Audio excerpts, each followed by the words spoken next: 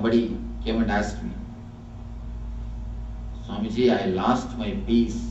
Please give me a little bit of peace. I have to write my exams. University exams are coming. I have to do my exams. And I have to get my gold medal. Please give me a little peace so that I will be successful in my exams.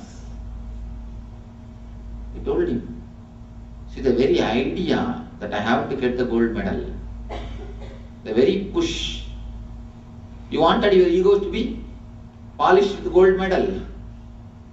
You wanted your ego to be shining like a gold medal.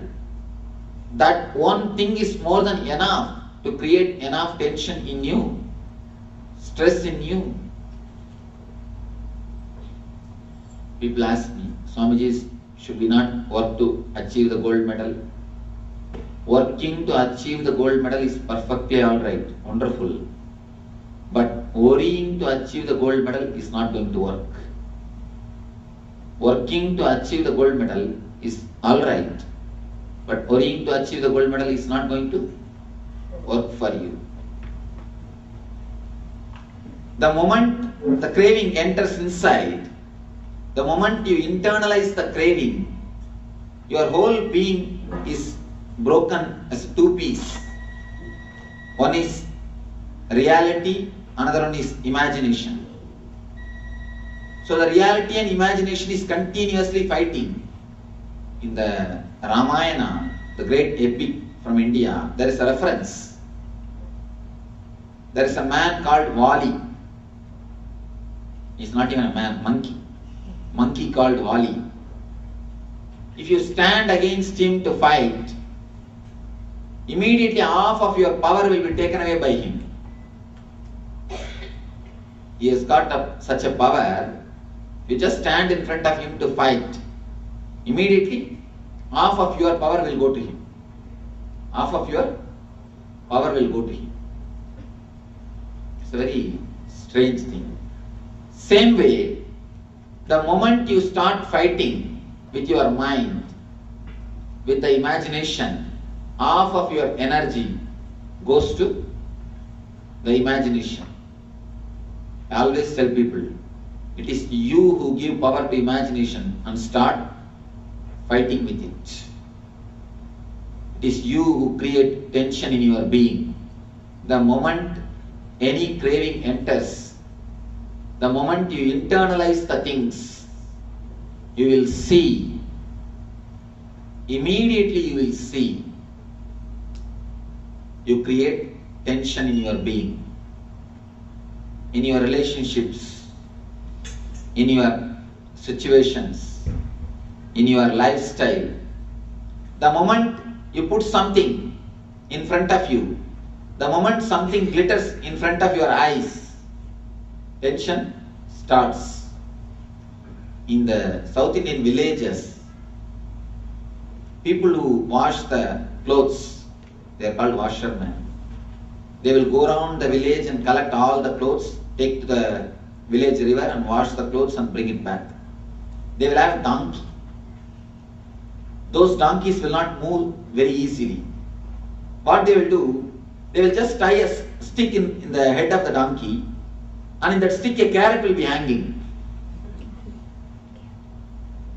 They will put a stick on the head of the donkey, and in the stick a carrot will be hanging. And what donkey will do naturally?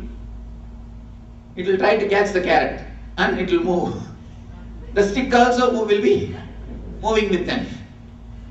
It will try its best to catch the carrot. It will move, but carrot also will be moving. This is the way they will take the donkey to the river. And the moment donkey reaches the river, they will remove the stick. Again, when they want the donkey to move, they will put the stick again.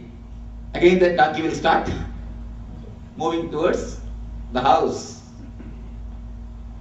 If you work having some imagination in front of you, we are also nothing but the same donkeys, dangling carrot. Because the moment you reach there, the carrot will be there.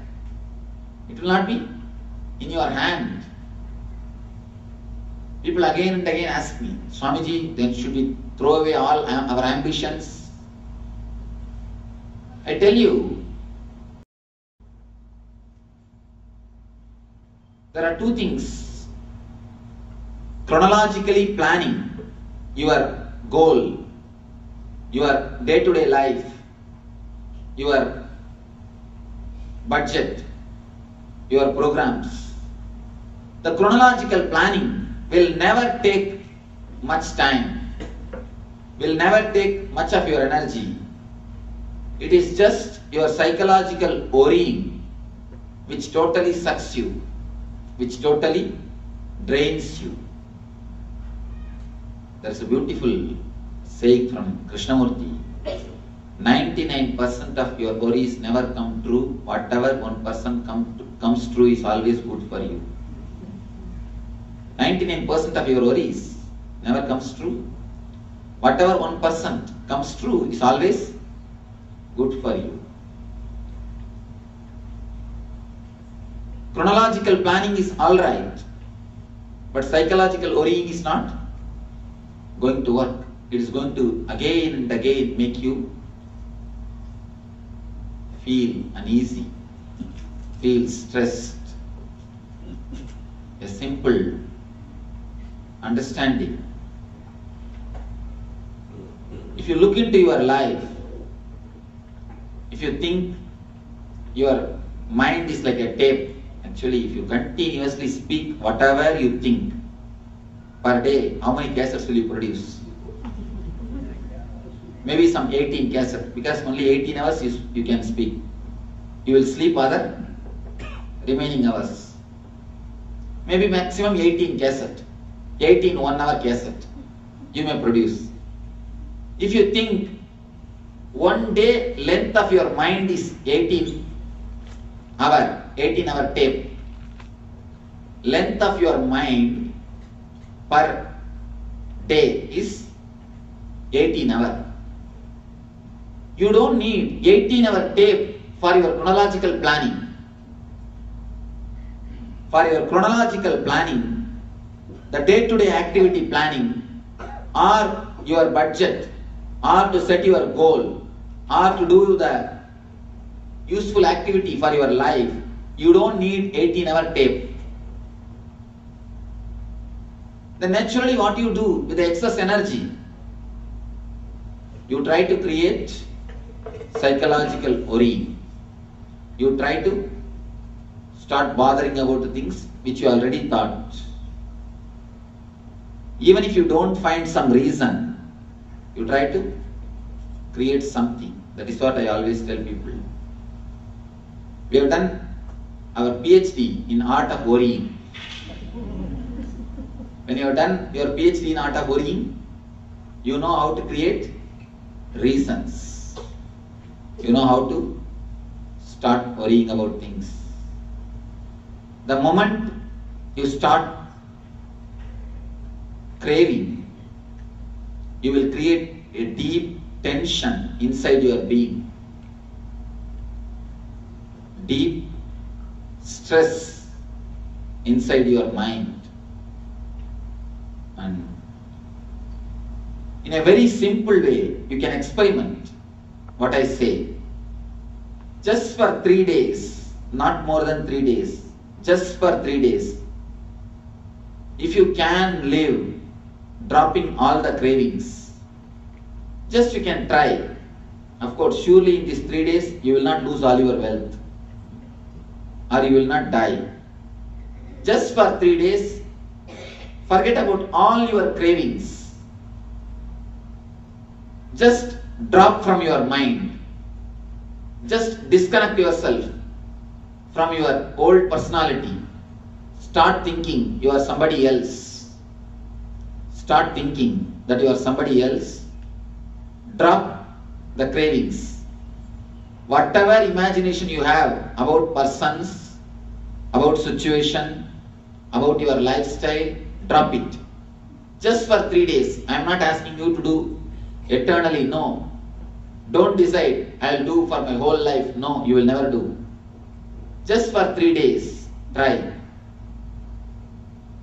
You will have all possible complaints. No, Swamiji, if I don't torture them, they will start torturing me. If I don't chisel them, they will start chiseling me. Just for 3 days. In 3 days they can't kill you now. Surely. 3 days nobody can kill you. In 3 days you will not die. 3 days you will not lose your wealth. Just for 3 days, try to drop. Intellectually reconcile. I am not even asking about your whole being, all those things. Just intellectually try to drop the cravings.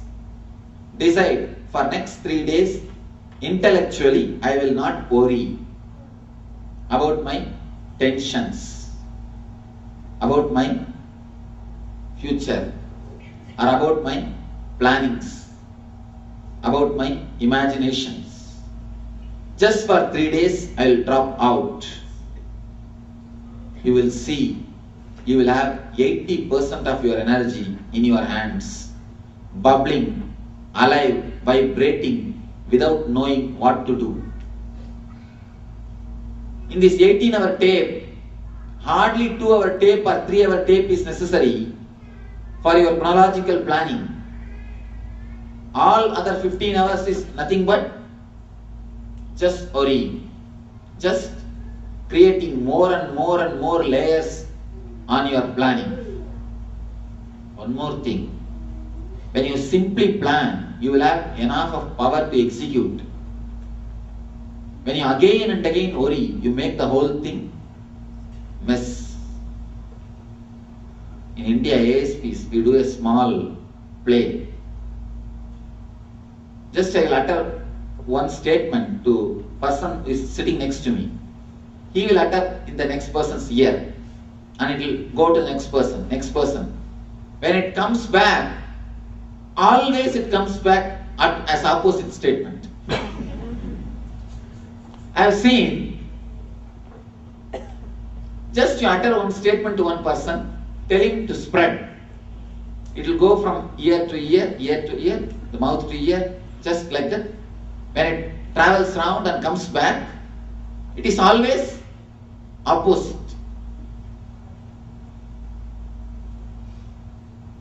Actually, if you look little deep, you are again and again and again doing the same thing in your mind. If it is just one word, once you plan it, no problem. But again and again, you try to repeat. When you try to repeat, you make the whole thing mess. Actually, tension or the craving itself is nothing but low self-confidence. People come and ask me, Swamiji, if we don't worry, how will we solve our problems? I ask them, how many years you lived? Already you lived 40 years. In this 40 years, did you live without any problems? Can any one of you say that last 40 years I lived without any problems? No. When you can live 40 years with problems, can't you live next 40 years also? Even if there are going to be problems, why do you start worrying now itself? When you can manage this last 40 years, can't you manage the next 40 years? Naturally. And you have already 40 years experience. You must be less bothered about the future. When you have intelligence to solve the present moment's life, when you have intelligence to solve the problems which is created in this moment, naturally the same intelligence will work when you are going to face the problem when it comes. The problem is, even the real problems are not problems. The imaginary problems are the problems. You try to create problems in imagination and start fighting with it. Start fighting with it. People ask me, Swamiji, really what should we renounce? I tell them, renounce what you don't have, that is enough. I am not asking you to renounce what you have. Just renounce what you don't have. There are so many things you don't have, but you again and again catch it, keep it with you. There are so many problems you don't have, but you want to catch and keep it with you. Please be here, don't go away. And there are so many things in your life which you don't have, but you try to keep them mentally. Just if you renounce what you don't have, you will become enlightened. Nothing else is necessary. There is no need to renounce what you have. What you have is yours. Enjoy. Just renounce what you don't have. That is more than enough to realize the self. Because the amount of power which you have inside your being, there is no need to use so much of power just in your chronological planning. That is the reason you start using them all in your psychological worrying. Excessive energy, when it is not finding proper way or channel, you start using it for worrying. When you create the gap between the reality and imagination, you create tension. More the gap, more the tension. Less the gap, less is the tension. It is just your imaginations which creates thousands and thousands of problems inside your body and mind. See, the problem is not only mind creates trouble, and it says it is not creating you the trouble. It somehow convinces you, but without this much of trouble, you will not be able to be alive. That's the main problem. There is an example given by Ramakrishna. There is a special kind of ghost, Brahmarakshas.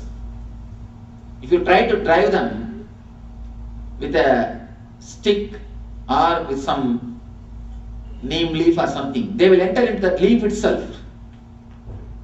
When the ghost enters into the leaf itself, the leaf cannot be used to drive the ghost. Same way your mind, when you try to give understanding to the mind, it enters inside the understanding itself. How it enters, let us see. For example, if I say accept yourself, you start telling, Swamiji, I am not able to accept myself, what to do? If you are not able to accept yourself, accept that you are not able to accept, that is enough. Even that much is enough. First thing, accept yourself. If you are not able to accept, accept that you are not able to accept yourself. Even that can give you a new space in yourself. You will drop from this fighting.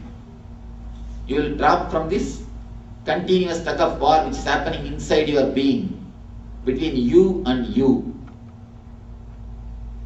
Accept yourself.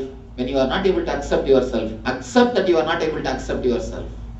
Even that can liberate you from yourself. There is a beautiful Gita sloka. Uttared atmanatmanam atmanam avasadayet. Atmanyeva bandhuhu ribur atmanihi. You are the person who is supposed to elevate yourself by yourself. If you can't elevate yourself by yourself, you will be the worst enemy for yourself. If you can elevate yourself by yourself, you will be the best friend for yourself.